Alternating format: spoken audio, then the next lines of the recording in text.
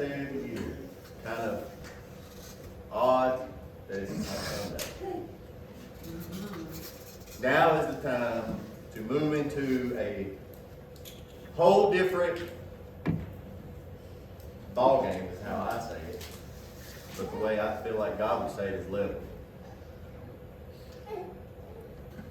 But today we're going to talk about something that honestly, it didn't really surprise me because God's been playing with me on it for a while. But I'm going to tell every one of y'all in here right now, okay?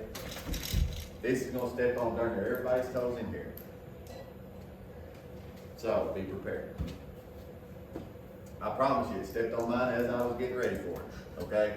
It's been stepping on mine. God's been whipping me over this for about a month or two now. So, here's the thing, and I don't mean this, I mean this in all loving and kindness, but I am done getting whipped by God over it. And it's just ironic, some people would say, the way everything has fell into place. And I'm going to get into all that here in a minute. But first we'll read. Let's get that over with so we can get into it. Read what the Bible says. We're going to go all the way back to Joshua again, chapter 6, verse 2. This was really pointed out to me the other day when I was preaching about all this and taking over the city and how God was telling us that the city was ours. All we had to do was be obedient, listen to Him. And now all of a sudden He is putting us back in a building that is right in the middle of town that will even affect more. See, it's all in God's plan. It's all working together for the good, as the Bible says. But we have to get across one river, per se, first.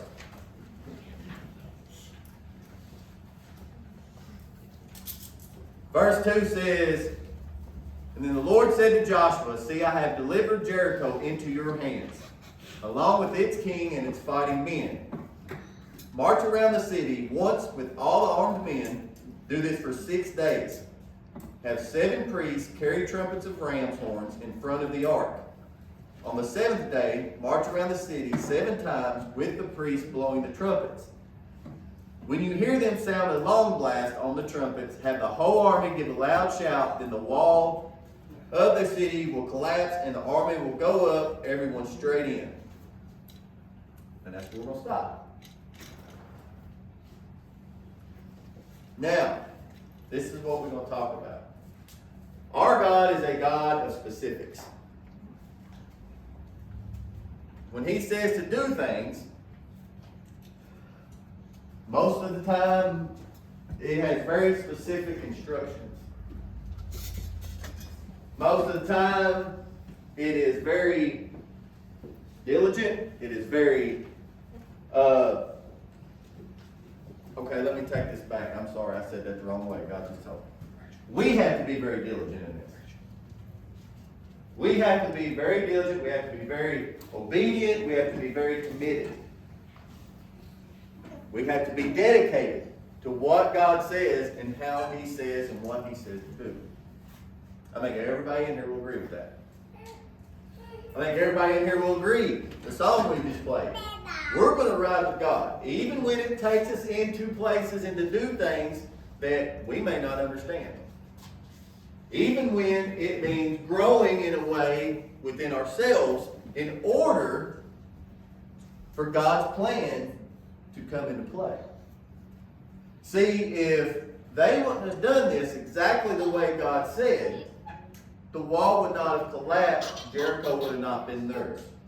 Because if you read all about studying this before this, Jericho was barred up, tighter. Nobody was even going in and out of the cities, not even the residents of the city.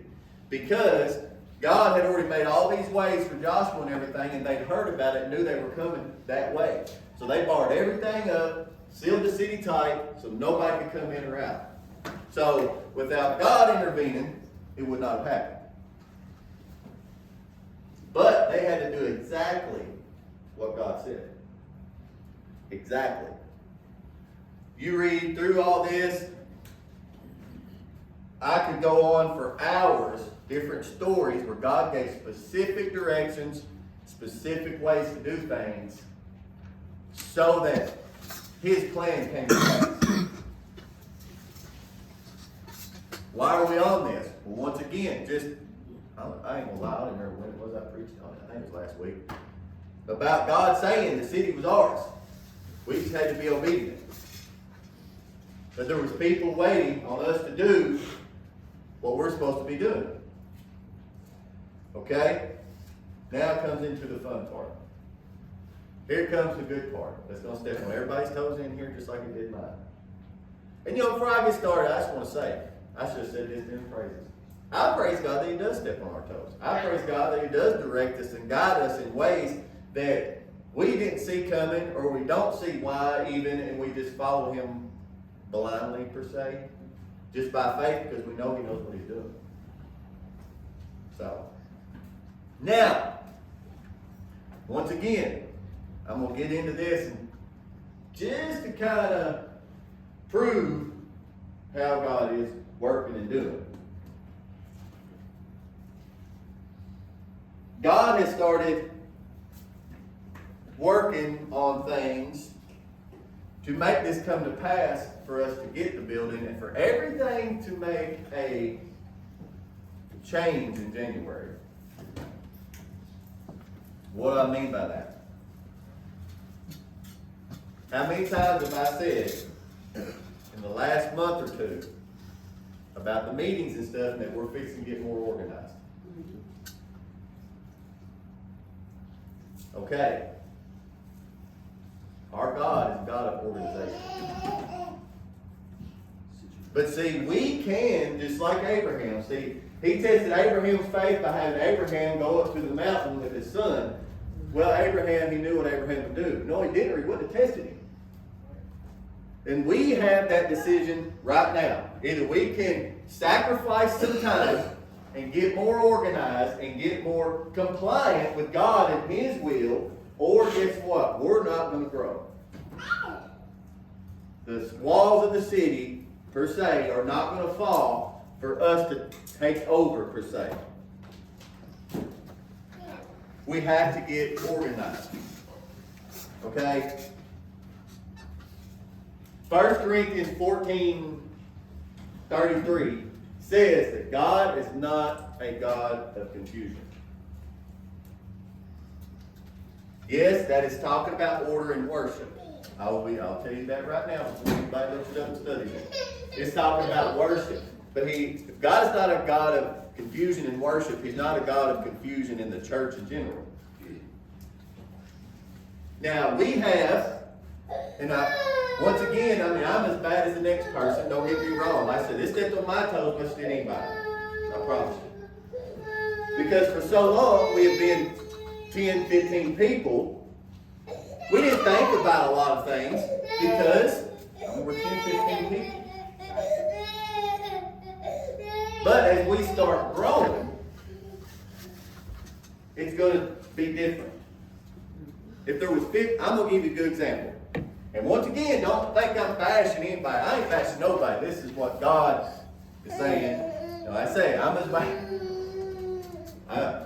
Trust me, I've been whipped about it. Okay? A good example. We take a prayer request and praise reports. It turns into discussions.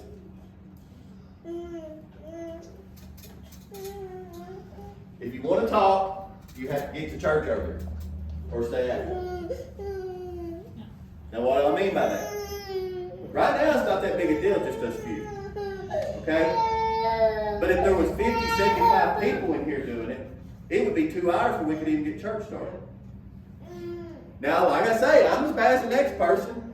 You know, stand up here and go into whatever, like make fun of Brianna about praising God for her daughter busting her mouth. But these are things that we have to change. Because, once again, when God starts bringing people in, you cannot have 50 people flying off the wall with every bit of everything. Just like, in all honesty, I didn't even see it until God started dealing with me on this sermon.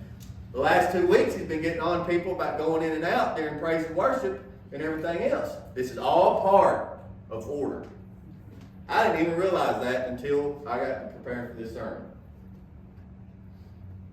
We have to be organized. There has to be organization.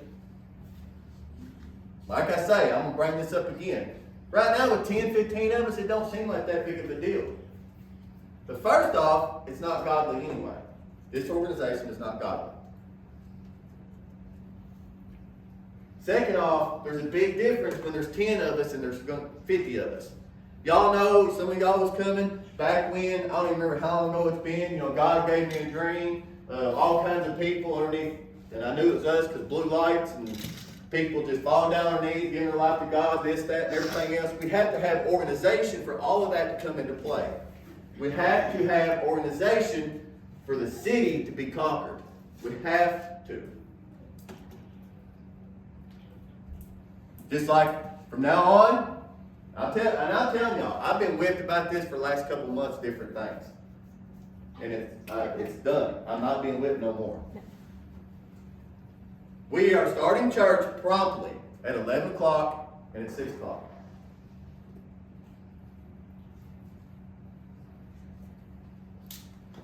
If this may seem like more of a meeting than a sermon, but I mean, I'm giving you what God gave me. If I know sometimes we've been doing things as we could do them per se, like last week, week before, you know, she got sick and this and that, and then I had to make and so we didn't eat till like 6:30, 6 something. You know, we may do with what we had. Okay, you know, yes, we did our best. I'm not downgrading anybody, and God's not downgrading anybody. He's just wanting to take us into the next level that's going to take organization. But just like that, what we're fixing to start doing is making sure there's enough money in there that if Brianna gets sick and can't cook, instead of Anna having to be late and driving the van, we'll just order some chicken from IGA. That's simple. Done. And like I said,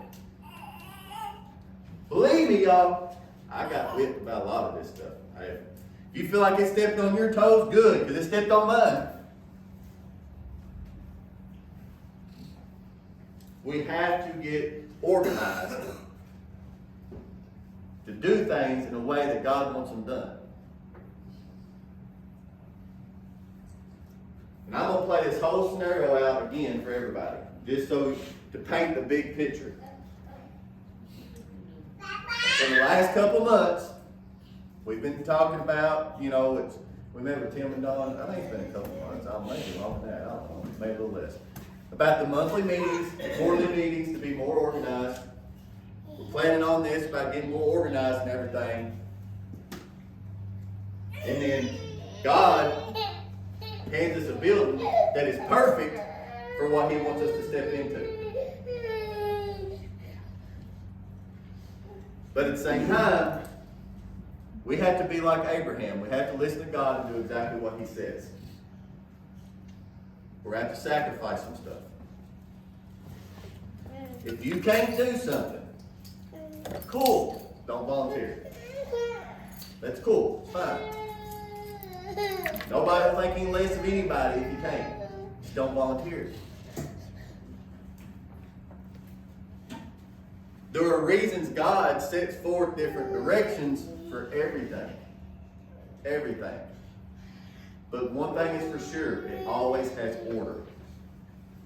It always has organization. That's why it's so important, especially for leaders, to be dedicated to being at church. Why? We cannot make sure and reach out to each individual person about things. That's the reason these meetings are so important. We cannot reach out to each individual person and be like this, this, this, and this. That's what that's for, to get it all taken care of together as an army of God. Dedication to coming to church. When you miss church, you miss an opportunity to learn something that's going to help you fight the battle. You miss an opportunity to grow. You miss an opportunity to become more righteous. When you miss church, I'm going to give you a good example. Say we get up there, we get to growing, somebody comes in, you know, maybe has some questions. about stuff. You know, newly found Christian. And somebody in here answers those questions, but then the next Sunday I preach, or the next Wednesday Tim teaches, or the next time the women's meeting is, that one of them teach about it, and it goes completely against what you just told that person. What does that do? It causes confusion.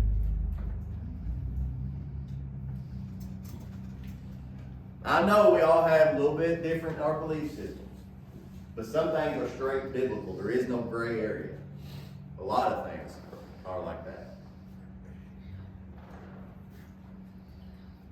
So as we get prepared to make this move and to step into this level that God is sending us into, we have to get more organized and prepared. Well, and God just said this too. Not just organized, but once again, prepared. Prepared mentally, spiritually, and physically. What I mean by physically, your dedication. We cannot function as an army without the whole army here. You know, Corinthians, it goes into the gifts of the Spirit, how they all work together. We talked about a little bit on Wednesday night. You know, the eye and the foot and everything else. How a body cannot function at 100% if it's missing an ear. Body cannot function at 100% if it's missing a hand.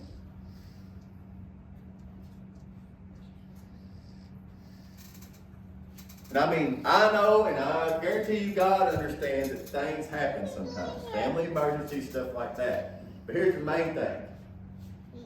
You got to remember, God does know.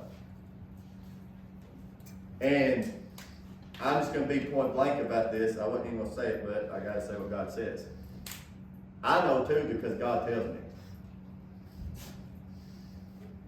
Why? To lead and guide, direct this ministry in the way that God wants us to go. I'm going to be honest with you. Right? Preacher buddy of mine used to say this all the time, and you know, back in the day before I even had any clue about this sermon, I was like, oh, whatever, dude. But now I see you cannot get much things over on the pastor. Now, I'm not talking about your personal life, this or that, but if it affects the ministry, you probably ain't going to get it over on the pastor. No matter where you go.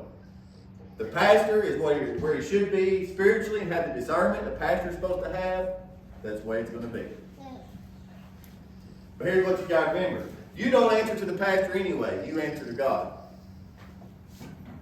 That's why you shouldn't be worried about this or that, because God sees it all anyway.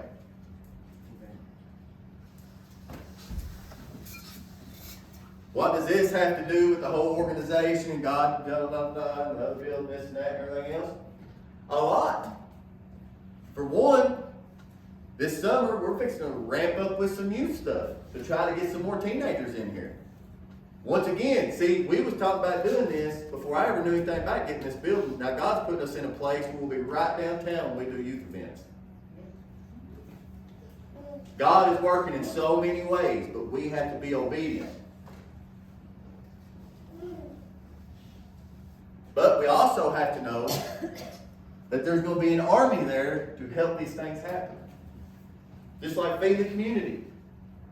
All hands on deck. When you feed 200 people in, what was it, like an hour and a half? That's all hands on deck. That's the reason I'm going to be point blank. That's why a lot of people don't last in this church. They don't want to be dedicated. They don't want to hear this, that, and everything else. Even though it's biblical, here we go to the Christians again that don't listen to what's biblical.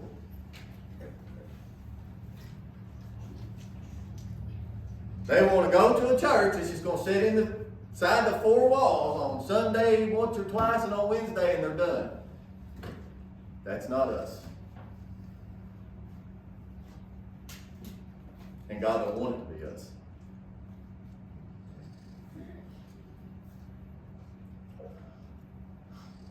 I ain't gonna lie, I cannot remember where. I think it's in Colossians. It says,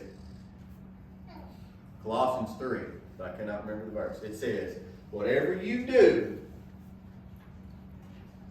do it with all your heart as working for the Lord. 3:13. Now that is talking about working like at your job or whatever. But pay attention to what it says. Do all you do as working for the Lord with all your heart. That means all your heart is supposed to be working for God. All your heart includes organization.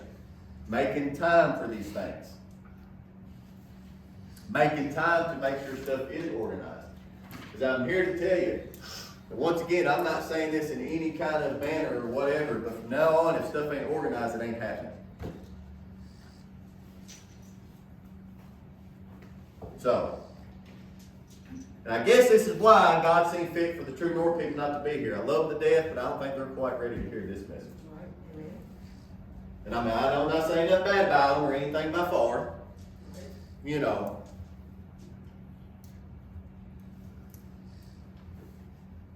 And I'm telling y'all, God,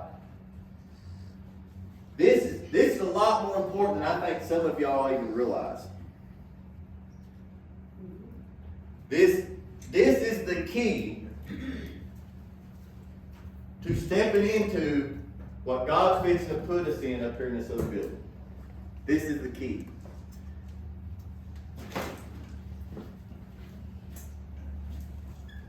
I'm going to give you a good example, and I'm going to put this out there because, I mean, everybody knows what happened and everything. But when I had to get on to some people per se, or no, God did, but about running in and out during praise and worship and going outside and smoking instead of being here in service. Now, I will say this. There was nobody in here. But what I'm going to say is this. This is the key to organization and everything. What one person does, everybody else is going to do. So if we come in here, 10, 15 of us, all of us totally unorganized. Well, I say I'm just as bad as the next person. I'm not. Preacher, how to say preacher to the choir, you know, like preach to yourself. But if 10, 15 of us are unorganized, everybody that comes in here is going to be unorganized. We can't have 50 people running around here unorganized. So Jerry, we've got a question. What? Who in here is organized? Well, what? We're fixing to get there. Trust me, you guys think I've been working on a game plan for all this for 2 months. Besides Tim's pretty organized. Because God has really been on me about this hard. Hard. And once again, I truly believe it's because God already knew what He was fixing to step us into. I mean, nothing bad or anything against anybody. We've done things the way we've done them. It's been 10, 15 of us for a year. You know, I mean, we're good. You know, just like the discussion during prayer requests and stuff. It's not that big a deal. We laugh, have a little time, and we go on service. But there's 50 people in here and everybody's doing it. It's a different ballgame. Feeding. You know, I brought that up on Wednesday. Once again, Brandon couldn't help. She got sick. Anna done the best she could, but I mean, we worked with what we had. But if there were 50 people here to feed, and we didn't get to feed until 6:30, Tim would have been able to start teaching till 7:30. Yeah. You see what I'm saying? And we don't want to cut God's time short with the teaching or the preaching or anything else. You know, well, I'll be honest with you, I think Tim feels about like I do. I don't think Tim would cut it short.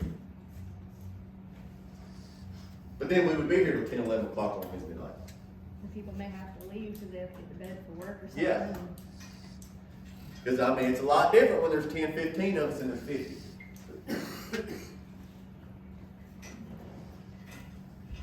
And I'm not, and God's not, downgrading anybody in this. He is preparing us. We all have to learn. Because for one, until righteous souls, nobody in here has ran a church before. But in the year or so we've been doing it now, we've learned a lot. But now we have to put it into play. We have to put it into practice.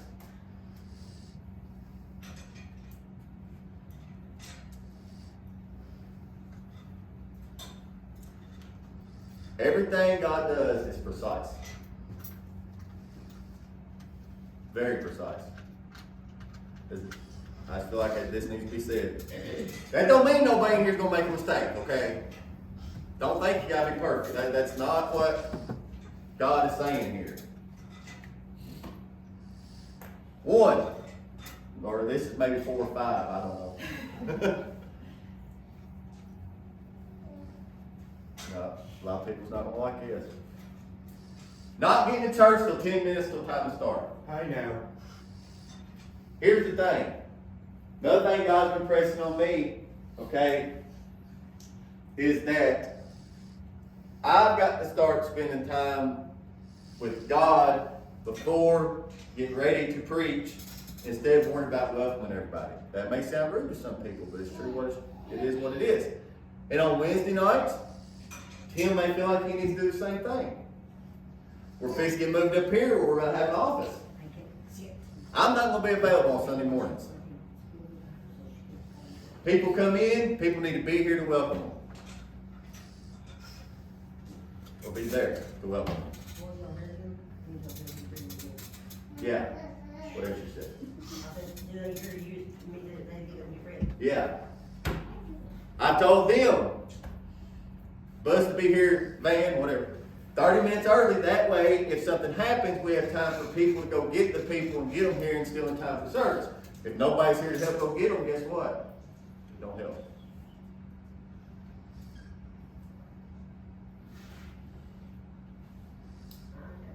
I'm here, Cynthia's here, at 9 o'clock on Sunday morning. If we can get here at 9, everybody else can get here at 10:30 or before. We're here at 10:30. Huh? Me and Justin both were here at 10:30 this morning. You gotta get the conscience? No. Okay. I just saying, you said you and Cynthia. Me and Justin. No, I said we get here at 9. Oh, yeah, no. Yeah. And what I'm getting at, once again, this is not a, God just wants to keep saying this, it's not a blah, blah, blah, blah, blah. This is direction. Because once again, just like that, people need to be there, here, at church, in time to welcome people that come in. Because on Sunday mornings, once we get up there especially, I'm not going to be seen for 30, 45 minutes before service starts till service starts. So we need people here to help welcome people. And Cynthia don't need to be welcoming men by herself. It's like no man needs to be welcoming women by herself. So again, the van was the breakdown. We need people here to help go get people to get them here and still get started on time. Now I know Wednesdays is a little different ball game for some, because like Kim and Don don't even get off till just after 4. They have to get home and blah, blah, and all that and get ready to get back. I mean, I understand things vary, but that's the thing about working as an army, as a team. When like they cannot get here till later on Wednesdays, we got other people here that can fill in and do it.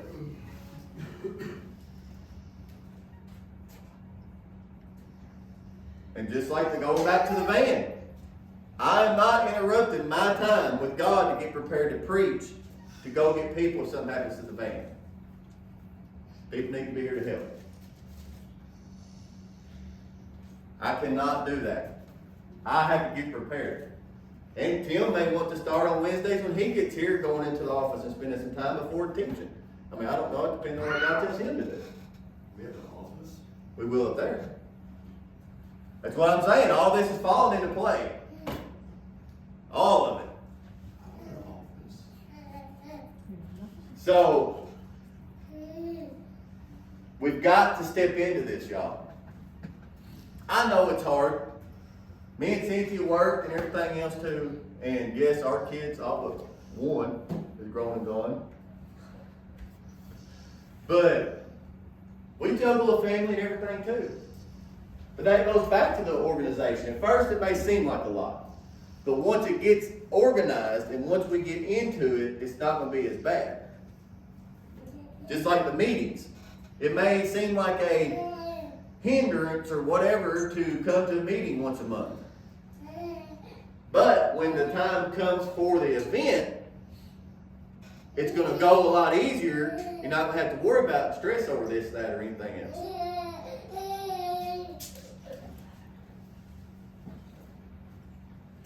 And we're going to start watching our money even more. And what do I mean by that? Just like we just talked about the Wednesday, she got sick and she had to be late to help fix food and yada yada. We're going to have the money to buy the chicken and potatoes or whatever.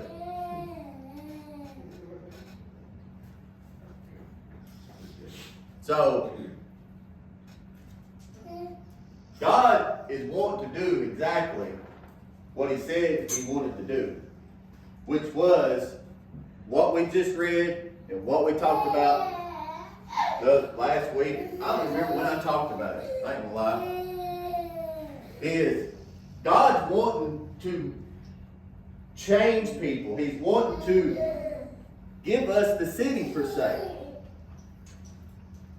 But we have to do the way that He says to do it. And one is organization.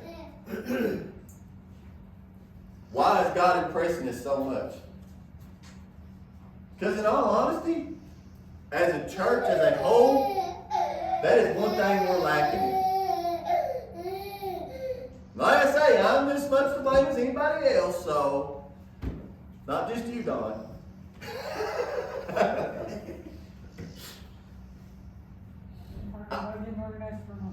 Yeah, see? See? You know, I mean, I'm just as much to blame as anybody, y'all.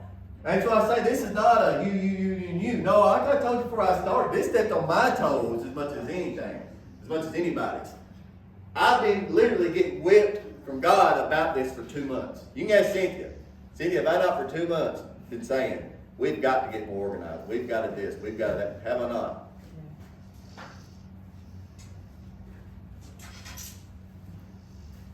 But it takes dedication. It takes sacrifice. It takes willingness. It takes what God said last week, to be a willing servant. Do you want to see people change in our communities? Do you want to see drug addicts delivered, people saved, and everything else? Do you want to see the church grow where we can do even more and everything else? This is what it's going to take. How do I know it? Because God said it. Like I said, this is our river that we have to cross. Organization. God is willing to help us. God is willing to drive the river per se for us to get this done, but we have to do our part.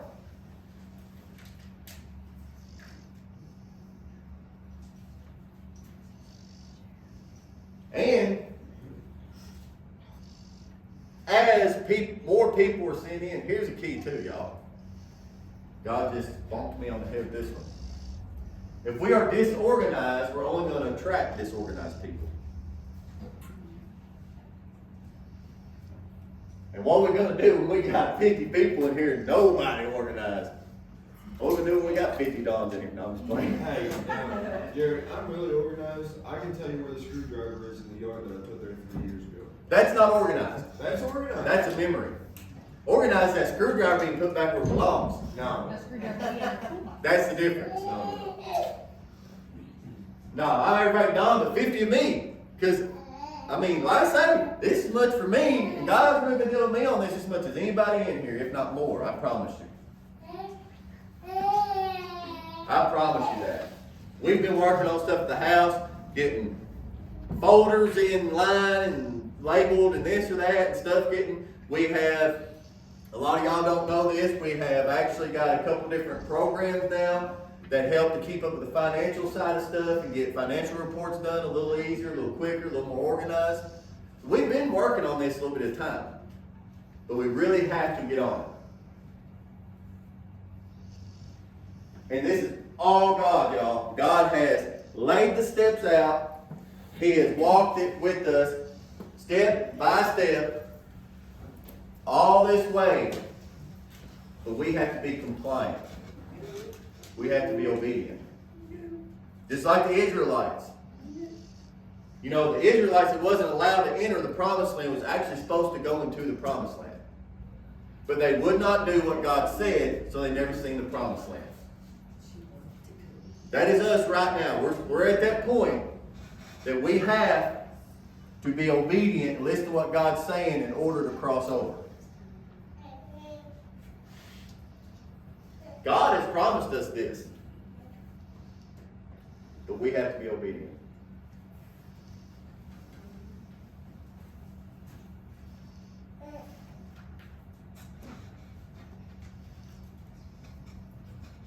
Now, I'm going to ask a question, and I want you to raise your hands.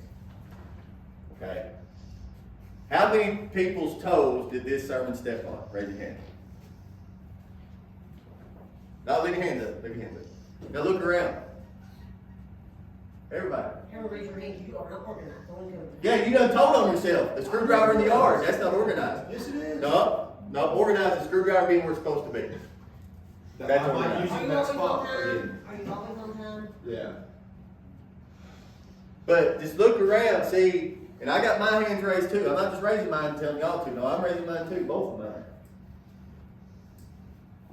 This is something that we all have to work on. This is something that, as an army, we have to walk into. This is something, as an army of God, we are being trained to do and told to do. We are being equipped for war. That's what this is. We are being equipped for war.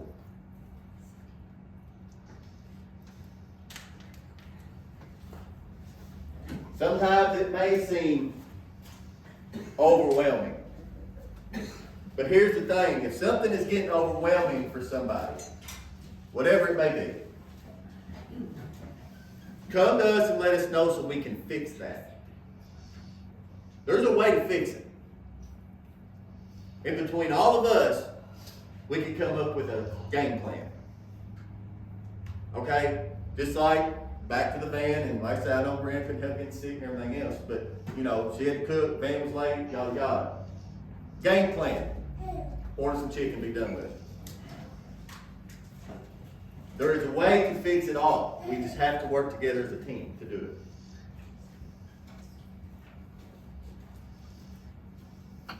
it. I know this was not no big woohoo sermon, but sometimes it takes sermons like this, y'all. Hey, I'm not regretting it or saying sorry about nothing. My toes got stepped on about it. Why not y'all's? I had a guy tell me one time, he said, well, you said this or that. I said, is it biblical? He said, yeah. I said, then I'm not apologizing for it. Why would I apologize for what God said?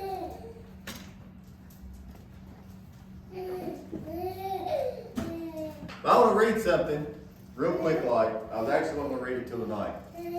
But God told me to read it, so we're going to read it. And then we'll be ready for praise and worship. Isaiah 61.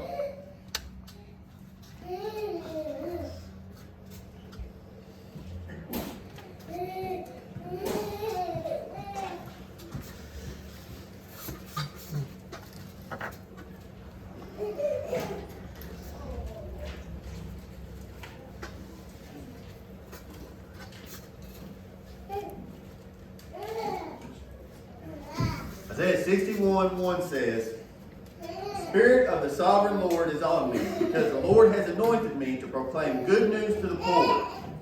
He has sent me to bind up the brokenhearted, to proclaim freedom for the captive, and to release from darkness for the prisoners, to proclaim the year of the Lord's favor and the day of vengeance of our God, to comfort all who mourn, provide for those who grieve in Zion, to bestow on them a crown of beauty instead of ashes, the oil of joy instead of mourning, and a garment of praise instead of a spirit of despair. They will be called oaks of righteousness. Oaks of righteousness. A planting of the Lord for the display of His splendor. And that's where I'm stopping. That's what God has said. Why did God have me read this? This is coming into a year of the Lord's favor for us at the church. That's why. Isaiah 61, 1 through 3. That is why God had me read that. This next year is a year of God's favor upon righteous souls. Does that mean we're going to get rich? No. That's not what God's saying. God is saying stepping into what He has already promised. Stepping into seeing people from our past saved, delivered, serving God. Seeing people, you. This is what God is saying. You, y'all, not just me. This is not just me. This is all of y'all. That Lord has appointed you to proclaim good news to the poor. Sent you to bind up the brokenhearted, to proclaim freedom for the captives, and to release from darkness the prisoners. This next year, starting January 1st. Starting tonight at midnight. But we have to be obedient to see this happen.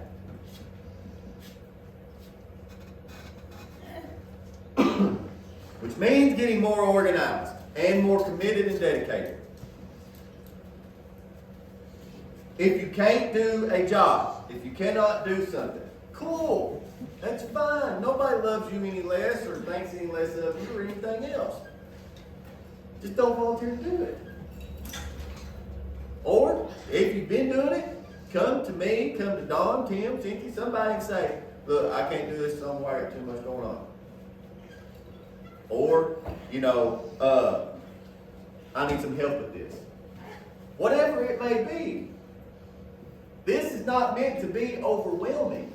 This is meant to be a joy. Let us, when I say us, I mean every person in here as an army, help make it a joy. Working for God should not be overwhelming. If it is, well, I'm going to be honest with you. God just said this. That's one reason why He's honest about organization. So it's not as overwhelming to everybody. Because I don't know about y'all, but sometimes things get pretty stressful to me around here. And I don't mean that in a bad way, like y'all stress me out, although